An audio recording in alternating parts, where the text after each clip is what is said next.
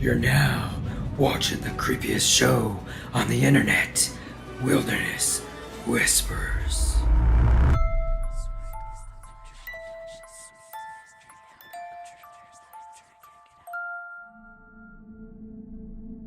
Angling Oregon is a fishing channel where a group of friends head out on the water, chasing big salmon and enjoying life on the boat. On this particular day, it all started off like any other trip. They got up early, drove to the docks, launched their boat, and made their way out to Buoy 10, one of the most popular salmon fishing spots where the Columbia River meets the Pacific Ocean. But while they were out there fishing, something happened that completely changed the day. I'll let you see. Hey! Hey! Hey! Oh my God!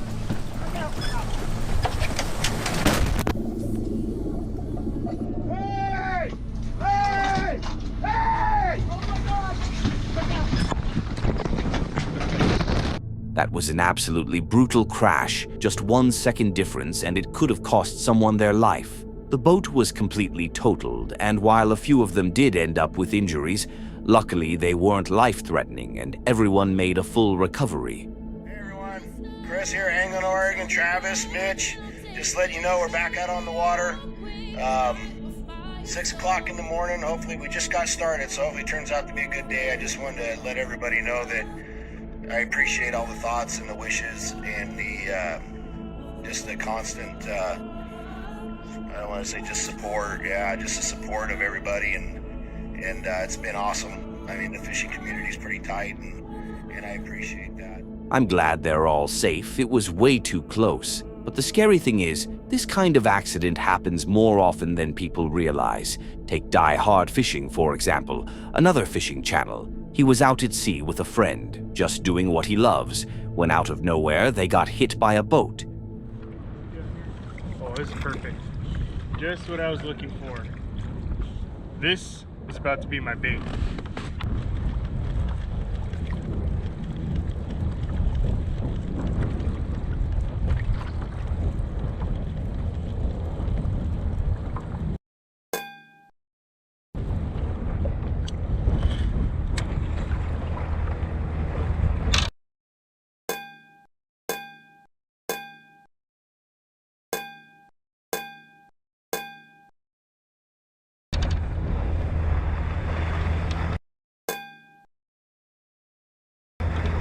Hey!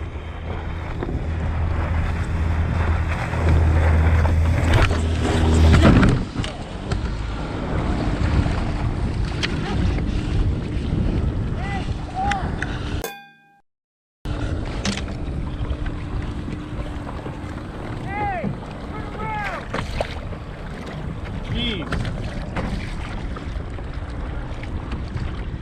Well.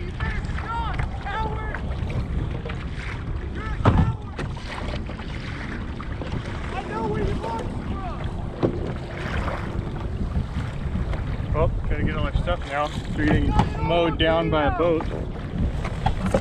Yeah, now you turn around!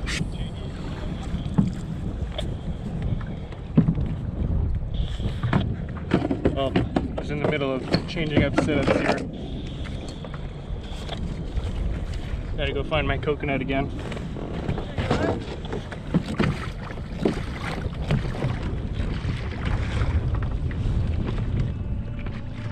Luckily, he managed to spot the boat just in time and shifted enough to avoid a direct hit. But still, he got clipped. What's worse is the kids driving that boat didn't even stop. They just kept going like nothing happened. Thankfully, one of his friends saw it all and chased after them, confronting the kids for what they did. What happened? Yeah, but you didn't stop and you go check if he was okay? You didn't stop! You kept going! And you only stopped because I yelled at you and said it was on camera. Sorry. It's alright, I already got hit by a boat. So. Alright, well, I guess back to fishing. Not really much else we can do at this point. Alright. So I'm pretty sure I'll put in once I get back on shore, I'll put in like a clip of it, but I'm pretty sure the back end of where the steering is just totally detached. So now I'm forced to steer manually here. At least my pedal drive is still working, so that's good. I also broke my seat. The strap just completely ripped in half, so that's nice.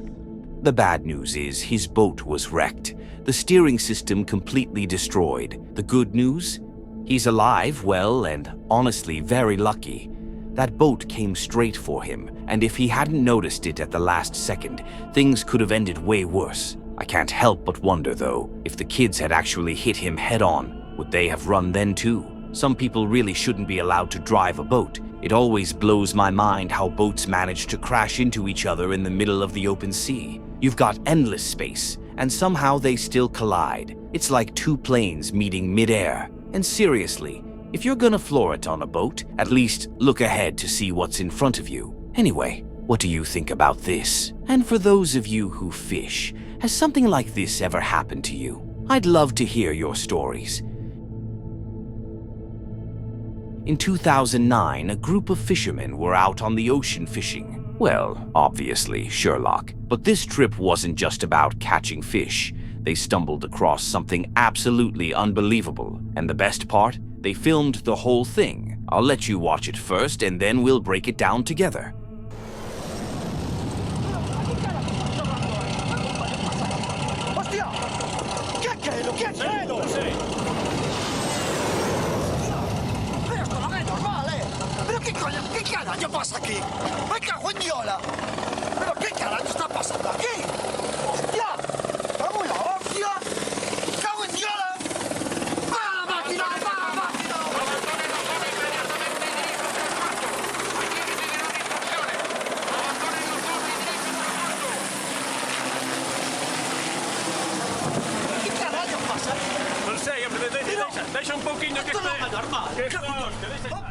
Now, let's break down this video. To me, it seems really genuine, probably real. Look at how the F-16 passes the boat and goes behind the lifebuoy without any noticeable interruptions. Back in 2009, it would have been insanely hard for someone at home to edit that convincingly. Their reactions feel authentic, and the way the water reacts to the helicopter, extremely realistic. Water is one of the hardest things to simulate, even today in 2025, so imagine trying it back then. For comparison, here's a water scene from Avatar, also from 2009, and you can see the difference.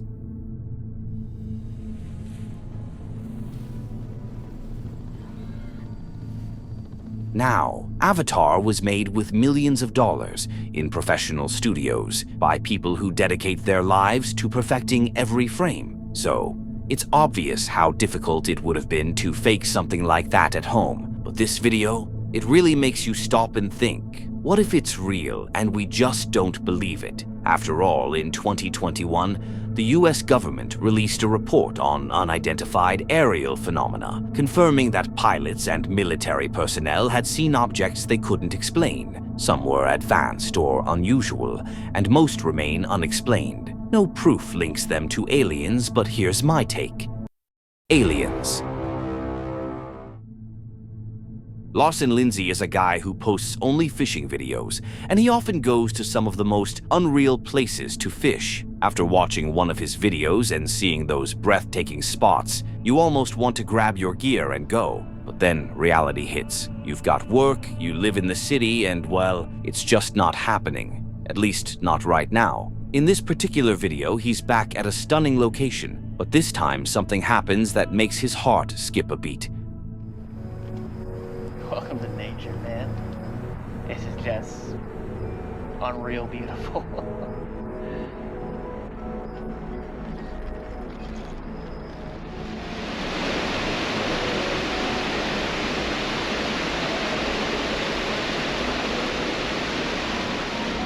It's so funny, man. As a kid, it did not matter to me at all what the water level was at. When I was in my kayak, I would send it over this dam. It's tiny, but I would love to pretend that we had whitewater rapids here in Florida, you know? It was always so good. The rain's finally starting to hit us, so we're gonna hop back in. Got the raincoat back on, hopefully go find a big snow. It is coming down. This is when these really expensive dry bags earn their money right here, and I'm glad that I have them. Sometimes I look at my $250 backpack and I think I'm an idiot, and then this happens and I'm like, all right, it's okay. Wow, man. Let's go catch a giant fish in the rain. Oh my god, that place is absolutely stunning. Lawson gets on his paddleboard and starts fishing, slowly paddling through that narrow creek. But then, out of nowhere, this guy shows up. Oh, bigger snog. What an eat. What a freaking eat. Oh my gosh. Come back for it.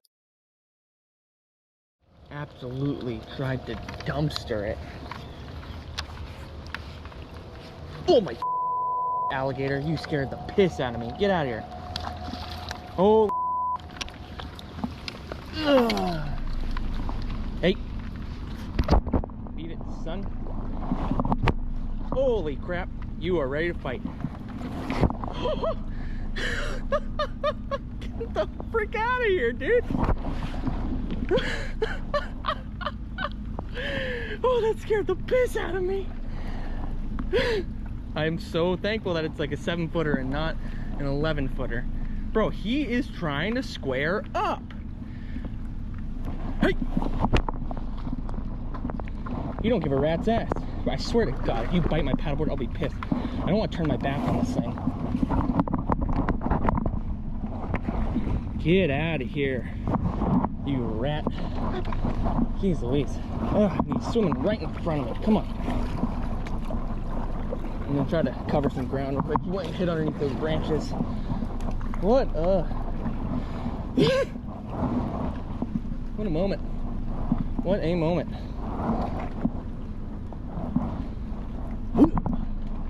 Oh, I'll get your legs shaking and heart pumping. Honestly, I'd be happier to be in any vessel other than a paddleboard to be dealing with that thing.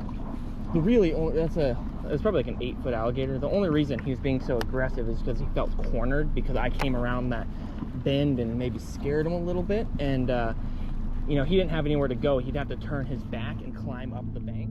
He eventually manages to avoid it and gets back to fishing. But wow, if I ever saw a crocodile while fishing, I'd be out of there in a second. No way I'm sticking around for a croc to sneak up and bite me. I've got too many plans with my life. That aside, it's lucky Lawson spotted it in time, not like in other videos where the croc comes out of nowhere, bites the paddleboard, and sends someone straight into the water. When a place is that beautiful, of course it's going to have crocodiles, those sneaky little dinosaurs.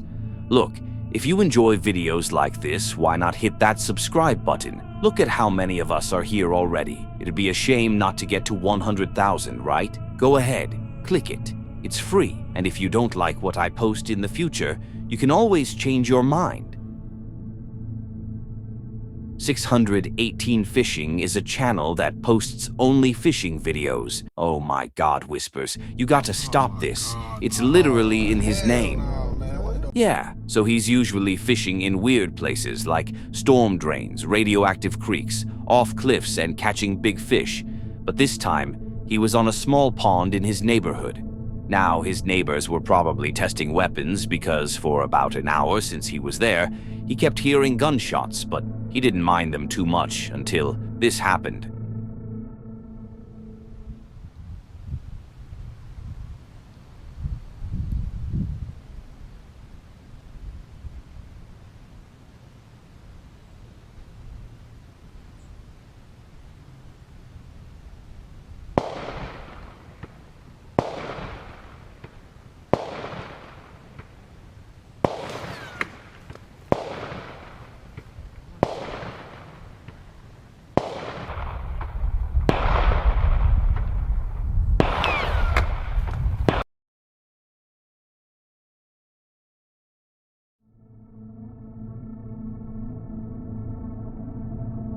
Fortunately, that bullet didn't hit him, but it was way too close for comfort. After this, he went to his neighbor and told him what happened. They were very apologetic and relieved that it didn't end tragically. I mean, seriously, why were they even shooting randomly? They laughed about it afterward, and thankfully it didn't escalate.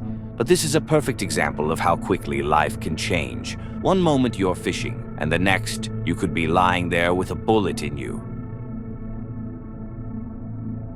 Fishaholic is a channel that from the name we understand immediately that the creator is obsessed with fishing, so of course his channel is about camping. Nah, I'm just kidding, it's about fishing. His videos are really entertaining, and this particular video that I'm going to show you is even more. Welcome back, my name is Rich. Today is our second day down here in the Florida Keys, and overnight the wind has picked up to like 20 to 25. Therefore, a lot of areas I really didn't feel comfortable launching the kayak and getting out and fishing on all day. So we got a little creative, opened up Google Maps, and we found a spot that hopefully will be a little bit more isolated from the wind called the Nile Channel, which has some good hard structure like bridges and docks, and then as well as some deeper water and some shallow water up on the flats that all look really promising. So we're gonna explore around some new waters, see what we find, and bringing you guys along for the journey. Let's get the kayak ready to go and in the water. I'll see you guys out there.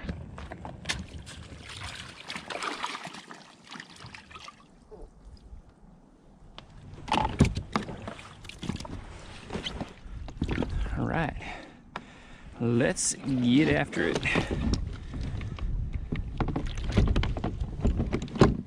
All right, so we're just working our way out of this little canal, and in about 50 yards, it's gonna come up and get really shallow and be shallow, it looks like, for probably a couple hundred yards until the main channel.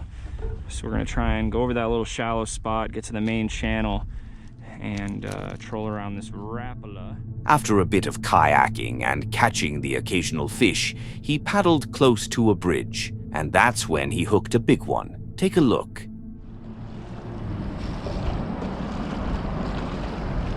Maybe we're just getting to the right part of the tide, and the fish around this structure are turning on. Oh my gosh, that's probably a big tarpon. Try and penetrate that hook.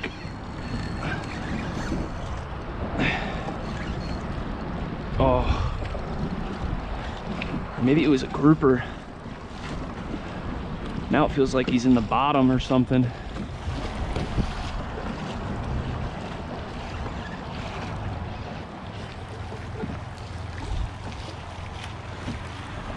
Feels like it's still on there, whatever it is. Yeah, that was probably another grouper. Dang it, dude.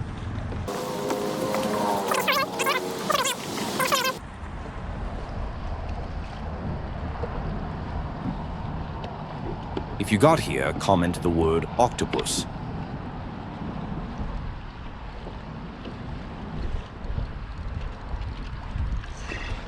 Got him out. Oh my gosh! Holy sh! Oh my god! What? We gotta break this off. Oh my god! Whew. All right, holy!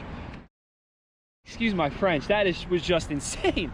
What a crazy, sporadic little bite the last 15 minutes we've been getting onto. A big tarpon, then we got the jack, like a nicer size, another nice tarpon, then the grouper, and then a freaking shark. I'll have to rewatch the freaking footage to find out what kind of shark that was. Comment down below if you know. I was leaning towards maybe like a bull shark, so we'll have to change our underwear later. But yeah, wow. And I'm probably crazy enough to stay on the spot, and we're gonna fish it a little bit longer, see what else we can catch.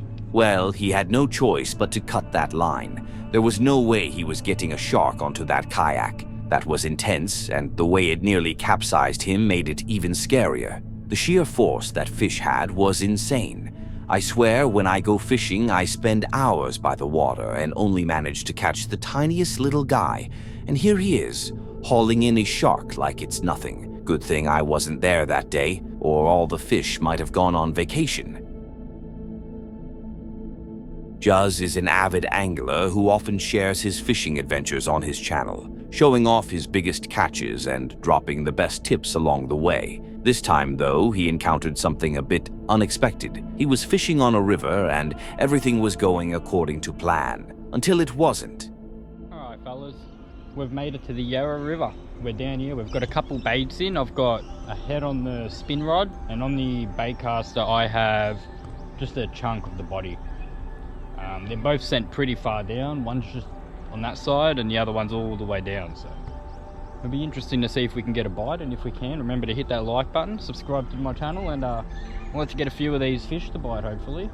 I'm hoping that by the time I catch a fish here, or if I don't when I move, I don't have to move too far. I'm just going to go a little bit down, and I'm just going to keep pitching baits in for a couple hours of the morning and hope if I can find some fish, because the last time I was at this spot was the video that nearly killed me. The tree fell from just behind me up there.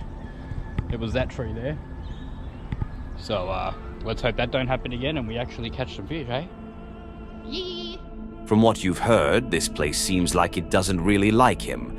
As in a previous video he made here, a tree fell hard just behind him. Well, this time it will confirm that. He didn't really catch anything in that spot, so he decided to change it. But this is when...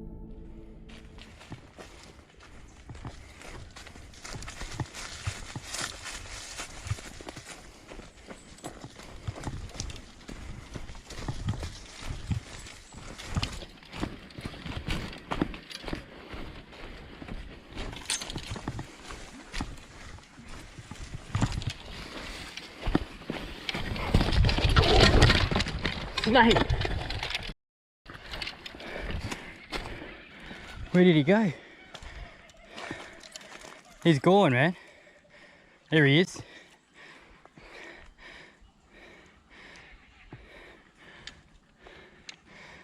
He's underwater.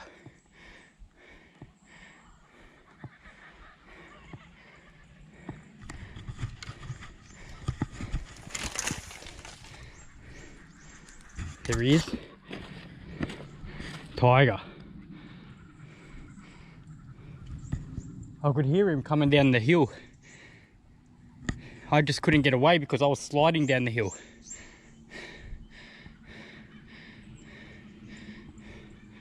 He flared up. He's right in that middle bit of shade there.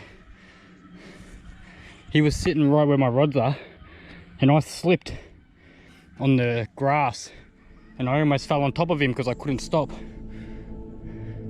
That, ladies and gentlemen, was a tiger snake. And here's the thing about these snakes. They can kill you really fast. Their venom is extremely potent, and if it bites, say, your leg, you might have only 30 minutes to an hour before it could become fatal, depending on several factors. It's especially dangerous when you're in a remote place like he was. Luckily, he pushed it away with his rods, because if their paths had crossed, the snake would have likely bitten him to protect itself. If it had decided to go after him while he was down, things could have turned very bad. But thankfully, that didn't happen. Just a close call. Always stay aware of your surroundings when you're far from civilization, because with animals like that around, everything becomes much more risky. Australia's wildlife really does scare me.